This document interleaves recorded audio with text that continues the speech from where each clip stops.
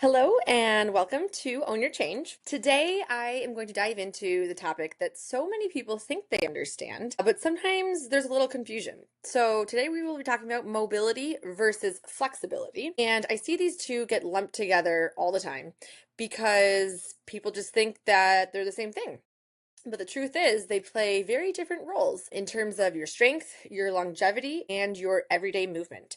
So, in this episode, I will break down to you what each one actually means, why they do both matter, and how to train them in a way that supports you. So, let's get into it. All right. We first are going to dive into why mobility and flexibility matter. So, mobility and flexibility are essentially for healthy movement, but they're not interchangeable. So, flexibility is about length and mobility is about movement. And when you understand how they work together, you can unlock better strength training and better recovery and a body that feels more capable in life. So, inside of my mobility program that I am running through the Green Door Life, I recommend doing one flexibility day and then one mobility day each week. And then you can understand and try to focus the lens into what is the difference between the two. So, what flexibility actually is your body's passive ability to lengthen tissues, muscle, fascia, connective tissue. And think of it as a classic seated hamstring stretch. So, when you move forward into a forward fold, you reach for your toes and you hold that. That's flexibility. So, training methods like this can include static stretching, long holds, and assisted stretching. And flexibility helps release tension and expand your range of motion, but it doesn't guarantee that you have control in that range. So, being flexible doesn't mean that you are moving in the safest, best way possible. You can still move poorly with good flexibility, and you can still get injured when you're really flexible. So, this is where mobility comes in. What mobility actually is your ability to move a joint through its full range of motion with control, with strength, and with stability. So it's not just about lengthening it, it's about the coordination and the strength of your joint's health. So think of a deep squat. Your knees, your hips, your ankles, they all need to be working together without restriction or compensation. And that's mobility. So training methods of mobility include dynamic movement, active stretching, joint mobilization, and strength training through the full range. So mobility is what makes your movement functional.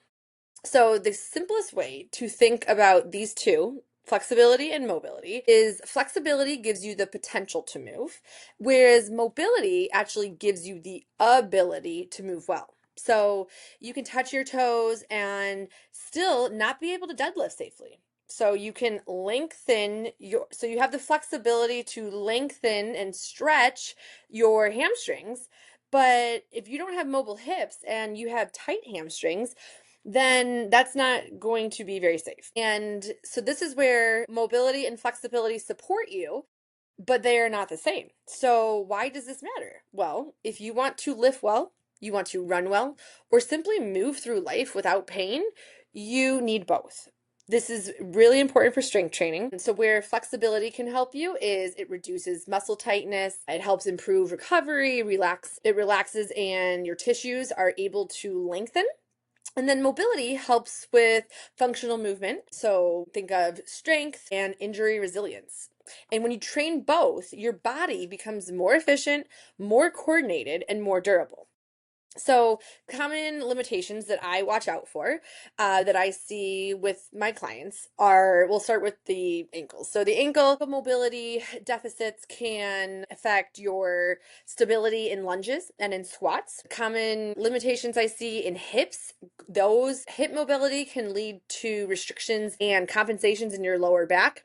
So, when we're squatting or we're deadlifting, hip mobility is really important. Tight hamstrings and hip flexors, this can affect runners, poor running mechanics, back discomfort, shoulder mobility limitations. I see this restricted in overhead pressing and increased strain in your shoulders. I'm kind of feeling, I hear clients report that they're experiencing like this stickiness and this feeling stuck and like you just can't go any further. And so these aren't just tight muscles, these are movement patterns that affect everything you do. And so when we think of, okay, great, now we know this, what do we do next? Well, we train mobility and flexibility. So mobility training, this is best used when think of it as your warm up before you have your exercise. So dynamic warm ups, we start with fascia release and then we go through, it's called CARS, which is just controlled articular rotation. So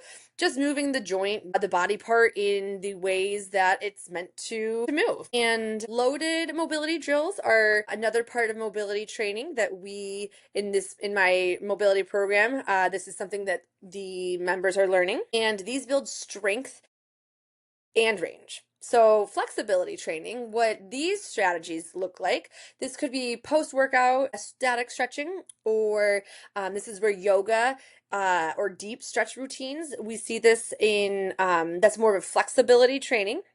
And these help maintain long-term health, tissue, and reduce tension. So some holistic tools that support both mobility and flexibility, because it's not just about stretching, it's about recovery too.